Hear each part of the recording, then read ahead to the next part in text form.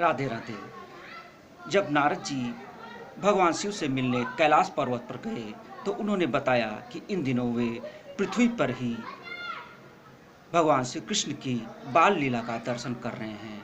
नंदगांव में नंद जी के यहाँ गोकुल में भगवान कृष्ण बाल रूप में प्रकट हुए हैं।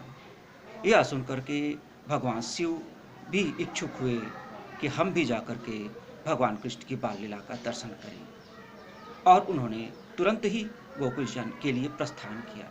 यह देखकर बैकुंठ में बैठे भगवान श्री कृष्ण ने योग माया का आवाहन किया और उनसे कहा कि आप जाकर के माता यशोदा से निवेदन करके उन्हें भगवान शिव के दर्शन कराइए, भगवान शिव को बाल रूप के दर्शन कराइए। भगवान शिव एक जोगी भिक्षुक के वेश में गोकुल पहुँचे। वहाँ अलग जगाया भिक्षा मांगने लगे। यह सुनकर के यशोदा माता बाहर आई। भगवान शिव ने निवेदन किया, माता अपने पुत्र के बाल रूप के दर्शन हमें करा दे, तेरा पुत्र बहुत दिव्य है इत्यादि बहुत प्रशंसा करने लगे। यशोदा माता ने कहा, ऐसे क्षमा कीजिएगा महाराज, ऐसे बहुत से साधु आए और इसी तरह से चिकनी चुपड़ी बातें करके और विभिन्न प्रकार के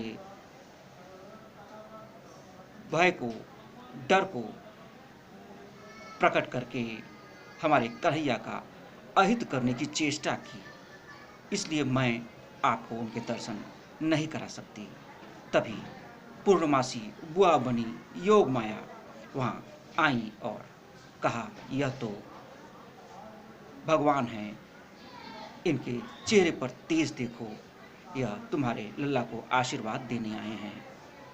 यशोदा इनको अपने लल्ला के दर्शन करा दे। यह सुनकर के माता यशोदा ने उनके बाल कृष्ण भगवान के दर्शन कराए, जिससे कि वह उन्हें आशीर्वाद दे करके चले गए।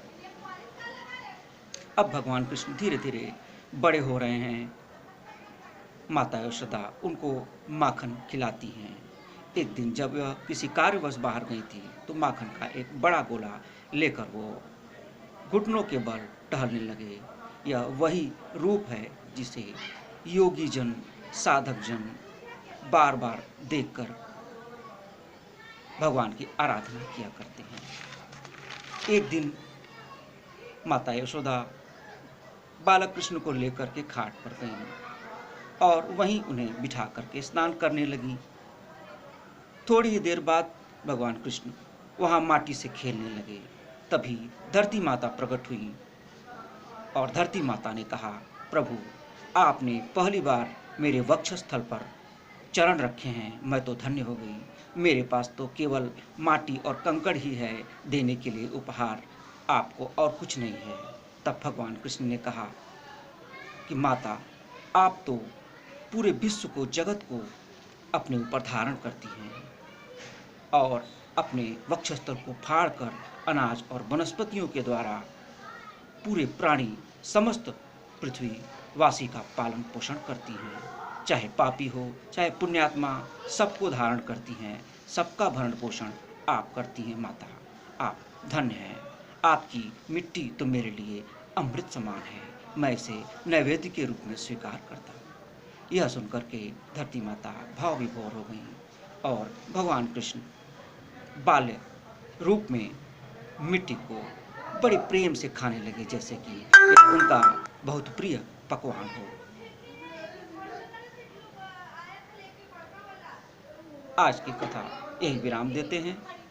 कल पुनः चौथे भाग में कथा कहेंगे। राधे राधे।